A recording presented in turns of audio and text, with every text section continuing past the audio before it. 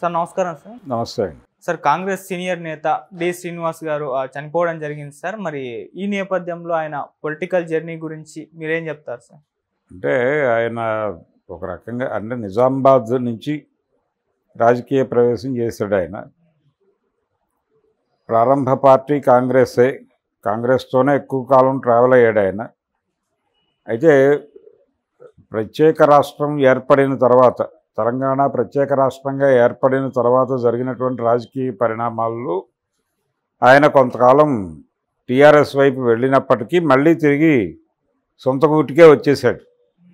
సొంత గూటిలో ఉంటూనే ఆయన అనారోగ్యంతో కన్నుమూయటం చూసాం మనం.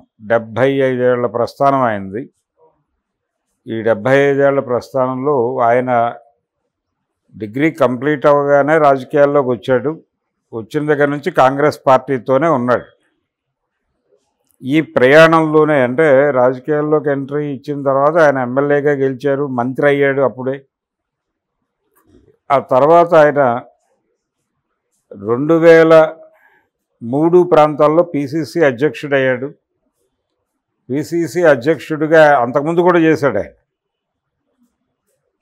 పిసిసి అధ్యక్షుడిగా ఉండగా దాదాపు 10 సంవత్సరాల అనంతరం పార్టీకి అధికారం వచ్చింది. అంటే 1994లో కాంగ్రెస్ పార్టీ అధికారంలో నుంచి తప్పుకుంది. ఎన్టీ రామారావు గారు సంపూర్ణ మద్యపాన నిషేధంతో ఒక వెల్లువ క్రియేట్ చేశాడు. ఆ వెల్లువలో కాంగ్రెస్ పార్టీ ఓడిపోయి తెలుగుదేశం పార్టీ బీభత్సమైన మెజారిటీతో రికార్డు స్థాయిలో గెలిచింది. ఆ రికార్డు స్థాయిలో గెలిచిన సందర్భంగా కాంగ్రెస్ పార్టీ ఒక తీవ్ర గందరగోళానికి గురైన సందర్భం. కాంగ్రెస్ పార్టీ నుంచి చాలామంది తెలుగుదేశం వైపు దూకేసినా కానీ ఈయన అక్కడే ఉన్నాడు, కాంగ్రెస్లోనే ఉన్నాడు, కాంగ్రెస్ కోసమే నిలబడ్డాడు.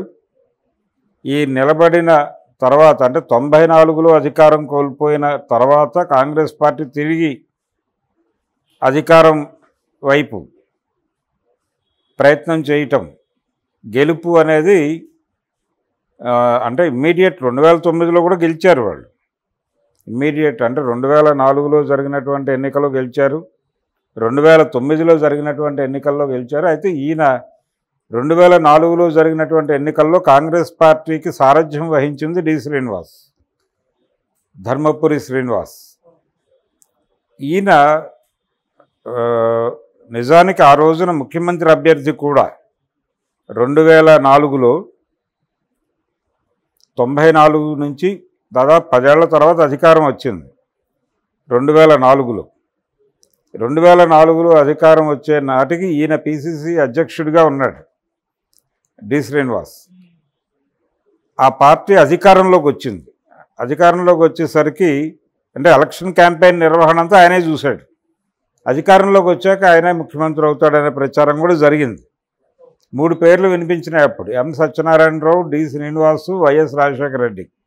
ఈ ముగ్గురులో ఎవరో ఒకళ్ళు ముఖ్యమంత్రి అవుతారు కాంగ్రెస్ గెలిస్తే అని మొదటి నుంచి అందరూ మాట్లాడారు. ఫైనల్గా ఎం సత్యనారాయణరావు గారు స్వచ్ఛందంగా తప్పుకున్నాడు. దయచేసి నన్ను దీనిలో లాక్కండి, నేను లేని రేసులో అని చెప్పాడు ఆయన ప్రెస్ మీట్ పెట్టి. నన్ను ఎవరైనా ఈ వివాదంలోకి లాగితే నేను వేరేగా రియాక్ట్ అవ్వాల్సి వస్తుంది అని కూడా ఆయన కొంచెం టెర్రరైజ్ చేశాడు జనాల్ని. అలా ఆయన తప్పుకున్నాడు సీన్లో నుంచి. ఇక మిగిలింది ఇద్దరు, డి శ్రీనివాస, వైఎస్ రాజశేఖర రెడ్డి అని. డి శ్రీనివాస్ గారు సైలెంట్గా అలా మెయింటైన్ చేశాడు. నిజానికి ఆయన సీఎం అభ్యర్థిగా ప్రజలు ఆయన పేరును ముందుకు తీసుకొచ్చారు. కానీ వైఎస్ రాజశేఖర రెడ్డి సీఎం అయ్యేటప్పుడు ఆయన సీఎం అవడం అలా కొనసాగింది. తర్వాత ఎన్నికల్లో కూడా కాంగ్రెస్ పార్టీయే గెలిచింది, కానీ వైఎస్ రాజశేఖర రెడ్డి ముఖ్యమంత్రి అయ్యాడు. తర్వాత ఆయన హెలికాప్టర్ ప్రమాదంలో చనిపోవడం, ఈ క్రమం అంతా కూడా ఆయన ఉన్నాడు పార్టీతో. తెలంగాణ ఏర్పడిన తర్వాత అది విజయాలు సాధిస్తూ పెడుతున్నటువంటి సందర్భంలో మాత్రమే దానిలో చేరాడు టీఆర్ఎస్లో. కాంగ్రెస్ పార్టీకి ఒక లాయలిస్ట్గా ఉన్నాడు ఆయన. ఆ లాయల్ ముద్ర చెరిగిపోకుండా చూసుకోవాలి అనుకున్నాడు ఆయన. ఆ ముద్ర చెరిగిపోకుండా ఎలా నడపాలి అనేది కూడా ఒక కార్యక్రమంగా తీసుకున్నాడు. ఆయన టీఆర్ఎస్లోకి వెళ్ళినా ఆయన మీద ఆ ముద్ర ఉండేది. ఆయన కొంచెం కాంగ్రెస్కి అనుకూలంగా వ్యవహరిస్తాడు అనేటువంటి అభిప్రాయం చాలామంది వివిధ అంటే ఆయన మీద విమర్శగా మాట్లాడేవాళ్ళు, కానీ ఆయన అలా వ్యవహరించలేదు అక్కడ. తనకి ఇచ్చినటువంటి అవకాశాన్ని, అవకాశం ఇచ్చినటువంటి లిమిట్స్ ఎరిగి బిహేవ్ చేసేవాడు D Srinivas. From the beginning అదే ఆయన క్యారెక్టర్. ఏదైనా ఇబ్బంది ఉంటే గట్టిగా చెప్పేవాడు అవతల వాళ్ళకి. పార్టీ అధిష్టానానికి కూడా అలాగే చెప్పేవాడు. ఆ నిర్మోహమాట శైలి నచ్చే సోనియా గాంధీ గారు కీలక సమయంలో ఆయనకి పిసిసి బాధ్యతలు అప్పచెప్పారు. అది డి శ్రీనివాస్ కాంగ్రెస్లో ప్రస్థానం. ఆయన వైఎస్ రాజశేఖర రెడ్డి క్యాబినెట్లో మంత్రిగా పనిచేశారు. ఆయనతో తనకి పర్సనల్ లెవెల్లో కొన్ని ఇబ్బందులు ఉన్నప్పటికీ వైఎస్ రాజశేఖర రెడ్డితో చాలా స్నేహంగా ఉండేవాడు. ఆయన కూడా ఈయన కొంచెం మిస్టర్ డిపెండబుల్ అనుకునేవాడు వైఎస్ రాజశేఖర రెడ్డి కూడా. రాజశేఖర రెడ్డి ఒకటే కాదు, చాలామంది కేంద్ర ఢిల్లీ నాయకులు ఇతన్ని మిస్టర్ డిపెండబుల్ అనుకున్నటువంటి సందర్భం ఉంది డి శ్రీనివాస్. అలా ఆయన చాలా ఆతిథ్యం ఇచ్చేవాడు, అందరికీ చాలా బాగా చూసుకునేవాడు, జర్నలిస్టులను కూడా బాగా చూసుకునేవాడు. అలాంటి డి శ్రీనివాస్ ఈ రోజున ఆయన కన్నుమూశారు. నిజానికి కాంగ్రెస్ పార్టీ తిరిగి అధికారంలోకి వస్తుందా రాదా అనేటువంటి పరిస్థితిలో కాంగ్రెస్ పార్టీ అధికారంలోకి రావటం, ఈ అధికారం వచ్చిన తర్వాత ఆయన కన్నుమూయటం, దీని మీద ఇంకా ఎవరు రామోజీరావు మరణానంతరం వచ్చినటువంటి స్టేట్మెంట్ల తరహా స్టేట్మెంట్లు అయితే ఎవరు ఇవ్వలేదు. కాన్షియస్గానే డి శ్రీనివాస్ గురించి చాలా పాజిటివ్గా మాట్లాడుతున్నారు అందరూ. ఎందుకంటే గౌరవప్రదంగానే నడిచింది ఆయన కెరియర్ మొత్తం కూడా, పొలిటికల్ కెరియర్. ఎక్కడా కూడా తనని ఇబ్బంది పెట్టుకోవడం, తన ద్వారా ఇంకొకరు ఇబ్బంది పడటం అలాంటిది ఎప్పుడూ చేయలే ఆయన పార్టీ అధ్యక్షుడిగా ఉన్నంతకాలం మంచి పేరే ఉంది ఆయనకి. ఆయన బీఆర్ఎస్లోకి వెళ్ళిన తర్వాత కూడా ఆయన కాంగ్రెస్ మనిషిగానే చూశారు.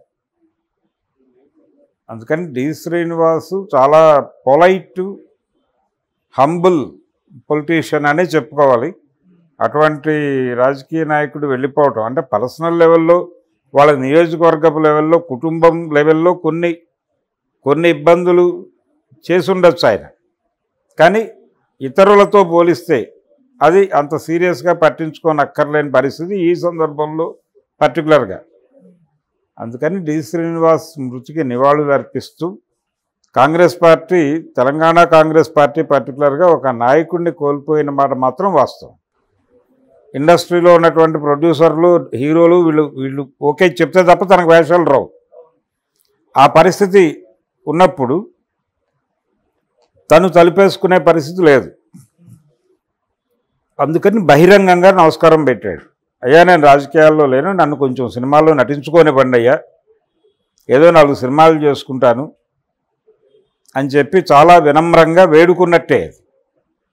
అంటే ఈ మొత్తం సీన్లో, అలీ రాజీనామా అనేటువంటి సీన్లో తెలుగుదేశం పార్టీ ఇతర పార్టీల వాళ్ళని ఏ లెవెల్లో భయపెడుతోంది, పర్టికులర్గా వైఎస్ఆర్సీపీలో ఉన్న వాళ్ళని టెర్రరైజ్ చేయటం అనే ప్రోగ్రాం ఒకటి తీసుకుంది. అది ఆ ప్రోగ్రాంలో భాగంగానే ఆ ప్రెజర్ తట్టుకోలేక, ఆ ప్రెజర్ ఇంకా తన మీద పడలేదు కానీ పడుతుందనే స్పృహ ఉంది ఆయనకి.